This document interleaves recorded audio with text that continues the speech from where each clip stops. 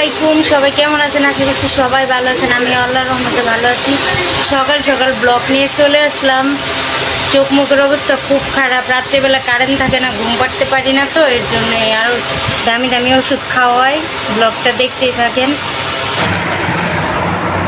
এই যে আপনাদের ভাইয়া বাজার নিয়ে চলে আসলো, গেছিলো গাড়ি চালানো শিখতে। বললামই ডাটা নিয়ে আসছে আর লেবু নিয়ে আসছে আমার জন্য।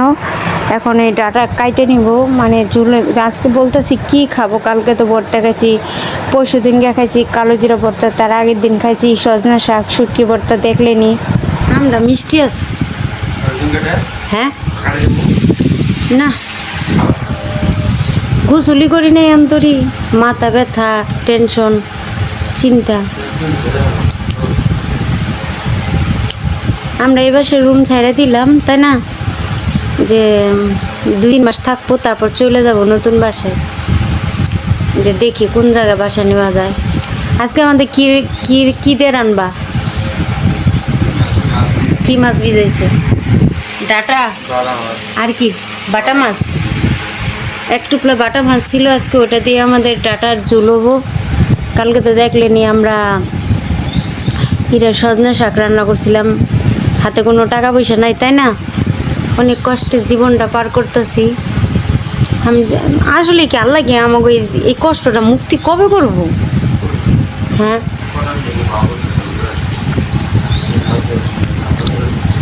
এই মানুষের কথা শুনতে শুনতে আমার এনে মনে হয় আমি কেন মারা যাই না, আল্লাহ আমার কেন নেয় না। এত কষ্ট লাগে আমার, বুঝছো?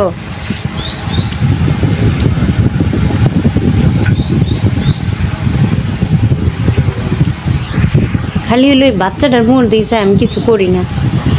এত কষ্ট মানুষে দেয়, আঘাত দেয়, কিছু করলাম না, কিছু বললাম না, কিছু মানে কিছুই করলাম না, অপরাধে আমি। আর যারা ঝগড়া করলো, যারা সব কিছু করলো, তারা ভালো দিব্যি ঘুরে বেড়াইতেছে। আর আমি কিচ্ছু করলাম না, নামটা আমার হয়ে গেল। ঠিক আছে, আমার দুনিয়াতে বাপ মা ভাই বোন আত্মীয় স্বজন থাকতেও কেউ নাই, আছে কেউ নাই। আমি একটা ইতিমের মতো চলাফেরা করি, থাকি। আমাদের ডাটা কাটা হয়ে গেল, সব সবজি কাটা শেষ। আপনাদের ভাইয়া সবগুলো ধুয়ে নিতেছে আর ভিডিওটা শ্যুট করছে আমার ছেলে। আমি হইলো ভয়েস ওভার দিতেছি, মানে এটা আমি পরে দেখছি কিভাবে রান্না করছে। মানে আমি শুধু কাটাটা দেখছিলাম রুমের ভিতরে, আমি তো বাহিরে যাই নাই, মানে মোটামুটি সুস্থর দিকে চলে আইতাছি। এখন দেখি আপনাদের ভাইয়া ডাটা সুন্দর করে ধুয়ে নিছে, মাছটাও ধুয়ে নিতেছে লবণ দিয়ে ভালো করে, যেন রান্নাটা ভালো হয়। তারপরে কী করবো, মাছটা সুন্দর করে ধোয়াটাও হয়ে গেলে সে সব কিছু দিয়ে একসাথে মাখাই দিব। আমি প্রথম ভাবছি হয়তো মাছটা ভাজবে, ভাজা রান্না করবে, কিন্তু মাছটা তাজা মাছ তো কষায় রান্না করলেও টেস্ট বাড়ে, ভাজলেও টেস্ট বাড়ে, মানে খুব ভালো লাগে খাইতে। এখানে সব মশলা দিয়ে দিল, কাঁচামরিচ, পেঁয়াজ, আমদানি সস, পেঁয়াজ বাটা, তেল, সব কিছু দিয়ে লবণ টবণ দিয়ে পরিমাণ মতো এখন মাছটা সুন্দর করে মাখায় নিব। এই মাছটা যত সুন্দর করে মাখানো হইব, খাইতেও ততটাই ভালো লাগবো। আমি তো অসুস্থর কারণে আপনাদের সাথে রান্নাবান্না শেয়ার করতে পারি না, ঠিক আছে। আমার শ্বশুর বাড়ি এক এলাকায়, আমার বাবার বাড়ি আরেক এলাকায়, মানে রান্না অনেক কিছু জানি। যে সব কিছু মাখানো হয়ে গেল, ডাইকে দিয়ে এখন চুলায় বসাই দিব। এই মাছটা কষানো হয়ে গেলে মানে তরকারিটা ভালো লাগবে। যে আমাদের মাছটা কষানো হয়ে গেল সুন্দরভাবে, দেখছেন উপরে যখন তেল ভেসে আসছে তখনই নামাই নিব। যেটা আমি অনেক প্রকারের রান্না পারি, মানে আমার বাবার বাড়ি শেরপুর, শ্বশুর বাড়ি টাঙ্গাইল, মানে এক এক মানে আমাদের এলাকায় অন্যরকম রান্না করে, ওদের এলাকায় অন্যরকম একটু রান্না করে। মোটামুটি কিছুটা মিল থাকে, কিছুটা থাকে না। এর জন্যে মানে 2 এলাকার রান্নায় আমি পারি, ঠিক আছে। সময় পাইলে আপনাদের সাথে সব কিছু শেয়ার করবো। এই যে আমাদের সবজি দিয়ে দিল, উলট পালট করে দিল, এখানে দুধ জাল দিয়ে নিল। আবারও দেখার জন্য আসলো যে তরকারিটা কি মানে কোন পর্যায়ে আছে। এখন দেখছি তরকারিটা বলক এসে গেছে। এখন মাছগুলোও দিয়ে দিল, ঝুল তো দিছে, অনেকক্ষণ ফুটতেছে, মানে হয় নাই এখনও কাঁচা। পরে পুরোপুরি আপনাদের পুরোটা দেখানো হয় নাই, পরে দেখানো হবে রাত্রেবেলা। এই যে এখন তরকারিটা হয়ে গেছে, নিয়ে এসে পড়লো। আর এখানে আপনাদের ভাই আম কাইটা দিছে, ছেলে খিদা লাগছে, ভাত খাবো। খিদা বেশি লেগে গেছে না? আমি শুয়ে আছি, অনেক খিদা লাগছে রিফাদের। তরকারি ওর আব্বু মনে হয় তরকারি কেবলই রান্না শেষ করলো, এখন খাইতেছে। আসলে বাজে এখন বিকাল 5টা, খিদা তো লাগবই। আমরা এখনো কেউ খাওয়া দাওয়া করি নাই, মানে কালকে শাক ছিল তাই আর কেউ খাই নাই টেনশনে। আর আজকে মানে কি রান্নলো, এক টুকরা মাছ ছিল, ওইটার ঝোল রান্না করলো। আর আমার জন্য চাপড়ি বানাইতেছে। খুব খিদা লাগছে, ওষুধ খাইতে অনেক পাওয়ারের। রিফাত কেমন হয়েছে তরকারি? ভালো হয়েছে? টমেটো থাকলে আরও ভালো হইতো না? মানে কি করব, এখন তো বাজার সদাই কম, তো হাতে টাকা পয়সা নাই, করতে পারি না। কেমনে যে চলবো না, আল্লাহ যে মানে কীভাবে চলাবো আল্লাহ জানে ভালো। গোসল টুসল করে শুয়ে আছি, ভালো লাগতেছে না, প্রচণ্ড মাথা ব্যথা করতেছে।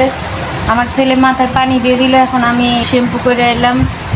মানে আপনাদের ভাইয়া রান্না করতেছে, চাপড়ি বানাইতেছে, অনেক খিদা লাগিয়ে গেছে। সারাদিন কিছু খাওয়া হয় নাই, তাই চোখ মুখের অবস্থা খুবই খারাপ। ঠিক আছে, যে আমার জন্য চাপড়ি বানিয়ে আনলো।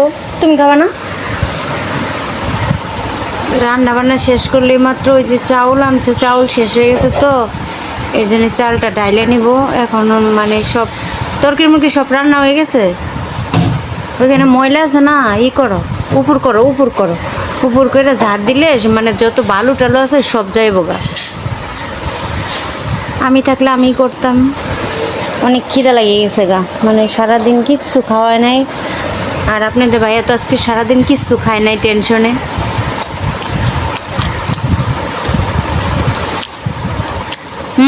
আজকে তো ভালো হয়েছে বেশি, এখানে মোটা চাপড়ি মজা বেশি, বুঝছো?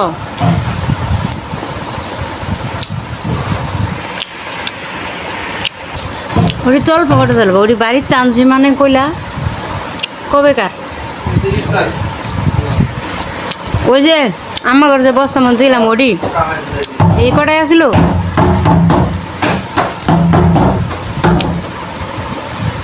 এটা তুমি বাইরে নিয়ে যেতে পারতা।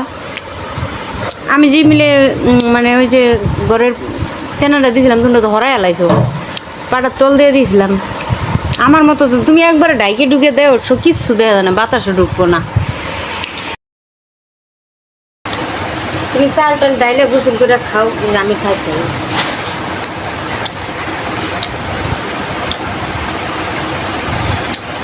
একটু হালকা মাথা ব্যথাটা একটু কমছে। মানুষের কারণে টেনশনে মাথা প্রচণ্ড ব্যথা।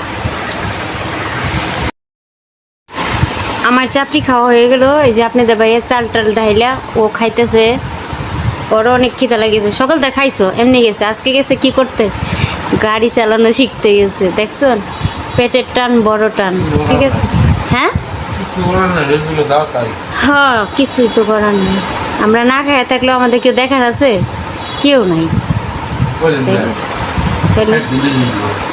বেশি তো না। আজকে আপনাদের ভাইয়া অটো চালাইতে গিয়ে মানে শিখতে গেছিল। দোয়া করেন যেন ভালোভাবে শিখতে পারে, যেন দুইটা ডাল ভাত বাচ্চারা নিয়ে মুখে দিতে পারি, এটাই। আর মানুষ পিছনে এমনভাবে লাগতেছে, ঠিক আছে, টিকা কষ্ট হয়ে গেতেছে গা। মানে জানি না যে হইলামও গরিব, বিপদেও পড়লাম, মানুষও লাগতেছে পিছনে। মানে জানি না আল্লাহ পাক কোন পরীক্ষা আমাদের নিতেছে, তাই না? এখন ও চাপড়ি খাইতেছে, ঠিক আছে।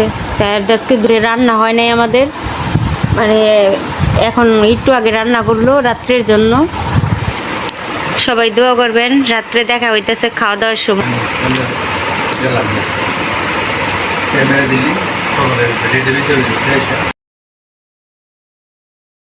রাত্রেবেলা চলে আসলাম। এই যে আপনাদের ভাইয়া বাটা মাছ দিয়ে ডাটা দিয়ে ঝুল করছে, আর কালকে শাক ছিল, সেটা দিয়ে আমরা আজকে খাওয়া দাওয়া করবো।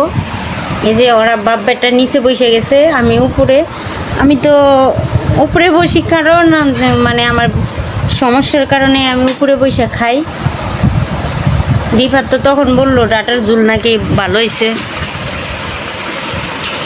গরিব মানুষের খাওয়া দাওয়া এটাই, ঠিক না গো? রাত্রেবেলা খাওয়া দাওয়ার জন্য এই যে শাক দিয়ে নিয়ে নিলাম ভাত, আর আমি বলেই ভাত খাই, ঠিক আছে। আর পরে ডাটা তরকারি খাবো, কেমন হয়েছে জানাবো।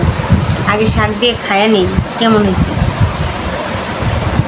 কালকে শাক খাইছিলাম, অনেক ভালো লাগছে।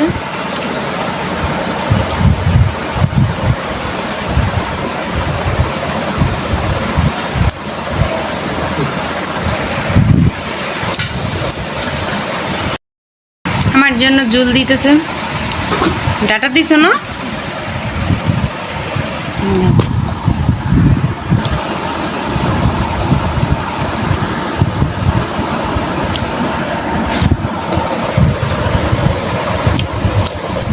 তাও ভাত নষ্ট হয়ে গেছে, ভালো লাগতেছে না।